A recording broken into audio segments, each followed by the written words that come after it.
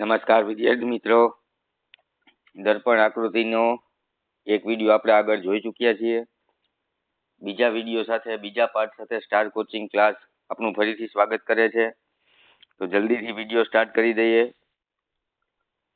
ગયા લેક્ચરની અંદર આપણે વાત કરેલી હતી કે 5 માર્ક્સ અને 4 આકૃતિ આ ચેપ્ટરની અંદરથી પૂછાય છે. એના સોલ્યુશનમાં આપણે કીધું હતું કે પહેલું સ્ટેપ છે એ મિરરની પોઝિશન જોવાની છે. પછી સ્ટેપ નંબર 2 છે એ કોઈ એક પોર્શન પકડી અને ખોટી આકૃતિ છે એ કટ કરતી જવાની છે. અને ચોથા સ્ટેપે આપણે આન્સર છે આપણો ટીક કરવાનો છે. તો આ પ્રોસિજરથી આપણે એક વિડીયો આપણે આગળ જોઈ ચૂક્યા છીએ.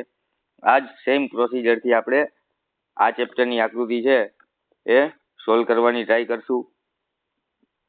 જો અહીંયા સૌથી પહેલા આપણે આ ટી ની પોઝિશન જોઈએ તો મિરરની અંદર ટી છે આપણને આ જ પોઝિશનમાં દેખાશે.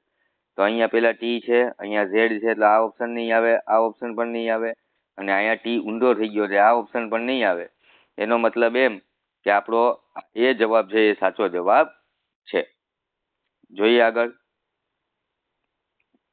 અહીંયા આ પોર્શન છે એનો મતલબ એમ કે આ પોર્શન જે એ ઘાટો હોવો જોઈએ. તો અહીંયા નથી અને અહીંયા નથી. પછી એની સામેનો પોર્શન છે એ બ્લેન્ક હોવો જોઈએ. તો અહીંયા તો ઘાટો છે, તો આ આકૃતિ પણ નથી. એનો મતલબ કે આ સી આકૃતિ છે આપણો સાચો આન્સર કહેવાય. જોઈએ આગળ. ચાલો, તો આ જે પોર્શન છે અહીંયાનો જે પોર્શન આવશે આપણી પાસે એ ડાર્ક હોવો જોઈએ. તો એવો ડાર્ક વાળો પોર્શન અહીંયા પણ નથી, અહીંયા પણ નથી, અહીંયા પણ નથી. અહીંયા ડાર્ક વાળો પોર્શન છે એનો મતલબ એવો થાય કે આકૃતિ નંબર 4 છે એ સાચી આકૃતિ છે. જોઈએ આગળ. ચાલો, અહીંયા મિરરની પોઝિશન પહેલું સ્ટેપ. પછી બીજું સ્ટેપ કે આપણી અવળિયા જે લાઈન છે એ અહીંયા આવશે, પછી અહીંયા આવશે અને પછી આમ આવશે ને ઓલું ત્રિકોણ છે એ આપણું અહીંયા ઘાટું જોવા મળે. તો આવી આકૃતિ આપણે શોધવાની હોય છે. ઠીક છે. હવે જોવો જી, અહીંયા ઉપર ના આવે, અહીંયા નીચે ના આવે, અહીંયા નીચે ન આવે, તો સી ઓપ્શન છે એ સાચો જવાબ કહેવાય. જોઈએ આગળ. ચાલો, આ ત્રિકોણની વાત કરીએ તો અહીંયા ત્રિકોણ ઓકે બતાવે છે પહેલી આકૃતિમાં, બીજી આકૃતિમાં પણ ઓકે બતાવે છે, ત્રીજીમાં ઓકે છે, આ ચોથી આકૃતિ ના.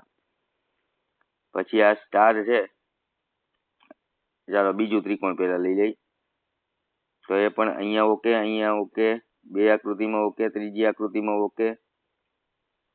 ચાલો, તો ત્યાં સુધીની વાત ક્લિયર છે. અત્યારે ખાલી આપણી ચોથી આકૃતિ નીકળી છે. હવે આ જે પોઝિશન છે પ્લસની, તો આ લીટી પછી આ પ્લસ છે એ આ સાઈડ આવે.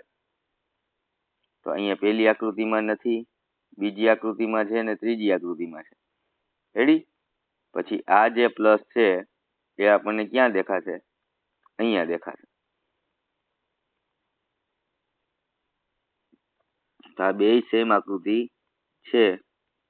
હવે આમાં કઈ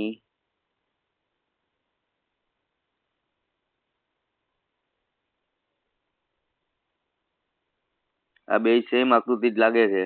આ બંને જવાબ છે સાચા છે. આમાં કઈ બીજો કોઈ ફોલ્ટ લાગતો નથી, કઈ ડાયમેન્શનમાં પણ ભૂલ હોય એવું લાગતું નથી. તમે બે જોવો તો સેમ ટુ સેમ આકૃતિ જોવા મળે છે. પણ ખાલી એવું જોવા જઈએ તો આ પોર્શન અને આ પોર્શનની જગ્યા છે ને થોડીક ઓછી હોય એવું લાગે છે, પણ એવું કઈ લાગતું નથી. તો આપણે બે જવાબ છે સાચા ગણશું. એક્ઝામની અંદર જ્યારે ક્વેશ્ચન પેપર ભરતા હોઈએ ત્યારે આવી સિચ્યુએશન આવશે નહીં. પણ અહીંયા કંઈક આપણી મિસ્ટેક છે. રેડી? પેપર ટૂંકમાં આકૃતિ સેટ કરવા વાળા. જોઈએ નેક્સ્ટ.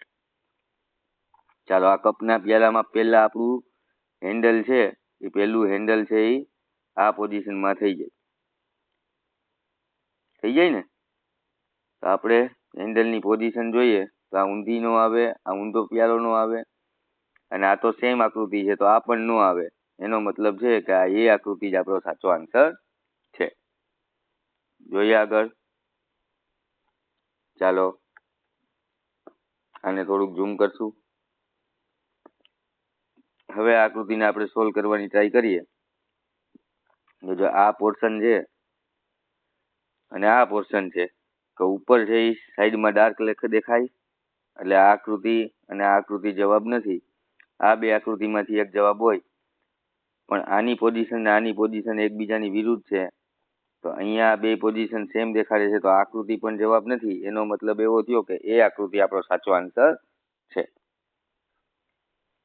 જોઈએ આગળ. ચાલો મિરરની પોઝિશન, આ મિરરની પોઝિશન છે, તો અહીંથી આપણું ડાર્ક ચાલુ થતું હોય. આ આકૃતિ નથી, આ આકૃતિ નથી, આ બેમાંથી એક હોય.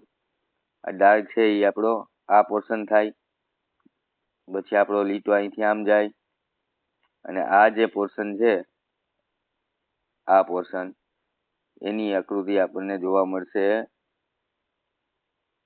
પાછું પણ એવું જ જોવા મળે છે આપણને સી ઓપ્શન અને ડી ઓપ્શનમાં. હવે આપણે ફરીથી વેરીફાઈ કરીએ કે બંને આકૃતિ આપણને સેમ ટુ સેમ જોવા મળે છે. તો અહીંયા પણ આ બે જવાબ છે આપણે સાચા આન્સર કહી શકીએ. એટલે અહીંયા પણ કંઈક ભૂલ છે એવું જાણવા મળે છે.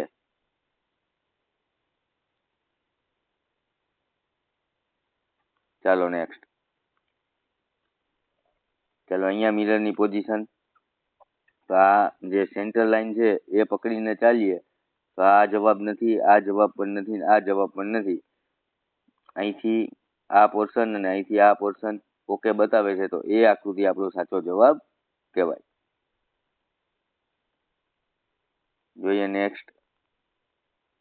ચાલો અહીંયા આપણું ડાર્ક હોવું જોઈએ, તો અહીંયા નથી, અહીંયા નથી, એટલે બે આકૃતિ આપણી કટ થઈ ગઈ, એ અને ડી.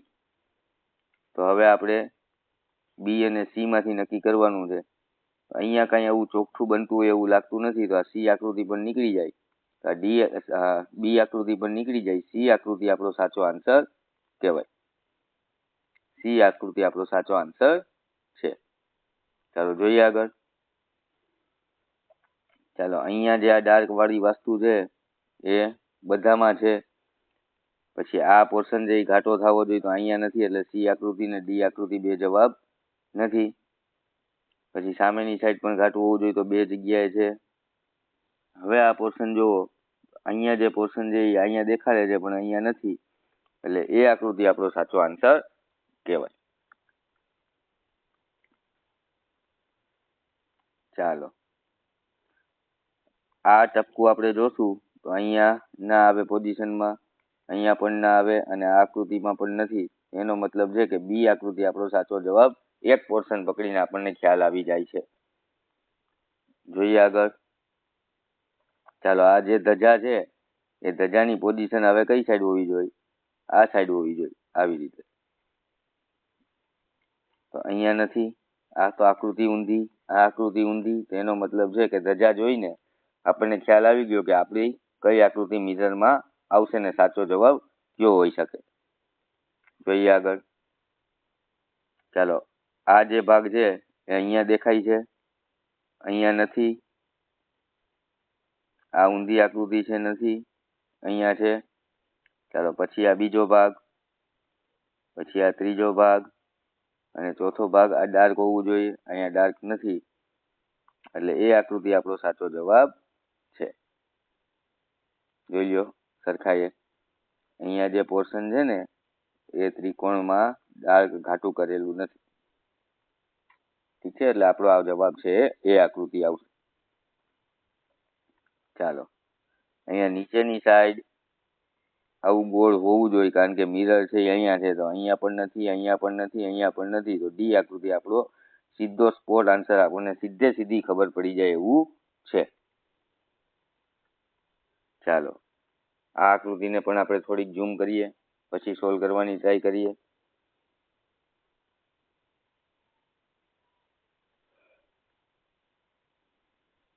અહીંયા પોર્શન થી આકૃતિ છે એ સ્ટાર્ટ થવી જોઈએ, અહીંથી. આ જે સ્લાઇડ છે રેડી, તો અહીંયા ઓકે બતાવે છે. આ જવાબ નહીં આવે, આ જવાબ પણ નહીં આવે, આ જવાબ પણ નહીં આવે, કારણ કે અહીંયા જે લખેલું છે એ લખેલું છે નહીં. ડબલ્યુ, પછી આઈ, પછી આ એસ ઊંધો, આ એસ ઊંધો, એનો મતલબ છે કે એ આકૃતિ આપણો સાચો આન્સર થાય. રેડી? આ આકૃતિ તો સીધો જ જવાબ નીકળી જાય. પછી આ ખોટી જગ્યાએથી ચાલુ થાય બે આકૃતિ, એટલે એ પણ જવાબ નીકળી જાય. ચાલો નેક્સ્ટ. એ નીચે વાળી આકૃતિ હોવી જોઈએ, એટલે આ બે આકૃતિ જવાબ નથી. પછી આ બે અહીંયા ભેગા થઈ જાય છે, તો આ પણ જવાબ નથી. એનો મતલબ કે આ બી આન્સર આપણો સાચો આન્સર થશે. ચાલો, અહીંયા પણ ખાલી આ પોર્શન જોતા જ આપણને ખ્યાલ આવી જાય છે. આપણી મિરરની પોઝિશન આ છે. આપણે આ દર્પણમાં કેવું દેખાય જોવાનું છે. તો અહીંયા જે પોર્શન છે એવો બીજી એકેય આકૃતિની અંદર બનતો નથી. એનો મતલબ એમ કે એ આકૃતિ આપણો સાચો આન્સર છે. ચાલો, હવે આમાં આપણે આ પોર્શનને પકડીને વાત કરીએ તો અહીંયા બનતો નથી, અહીંયા બનતો નથી, અહીંયા સેમ ટુ સેમ છે. તો એ આકૃતિ આપણો સાચો જવાબ થઈ જાય.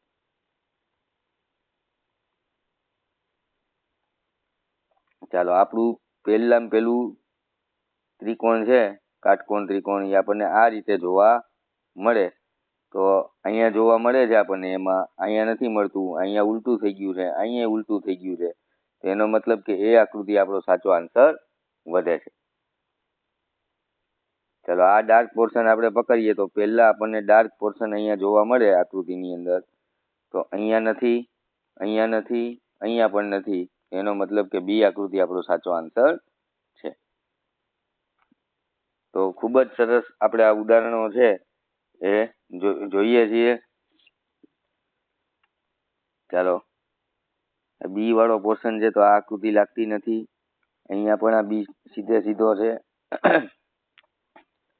આ આકૃતિ પણ જવાબ ના આવે. એનો મતલબ એવો છે કે સી આન્સર આપણો સાચો આન્સર કહેવાય.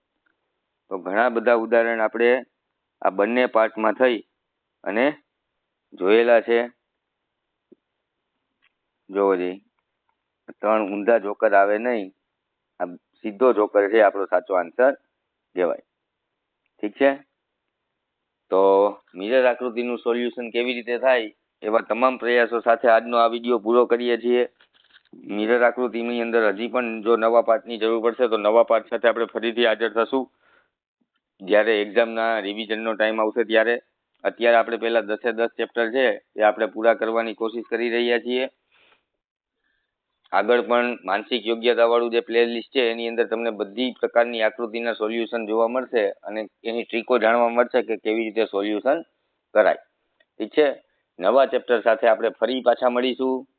જો ચેનલને હજી સુધી સબસ્ક્રાઇબ ન કરેલી હોય તો ચેનલને સબસ્ક્રાઇબ કરી દેજો અને બને તો શેર પણ કરજો. જય હિન્દ, જય ભારત.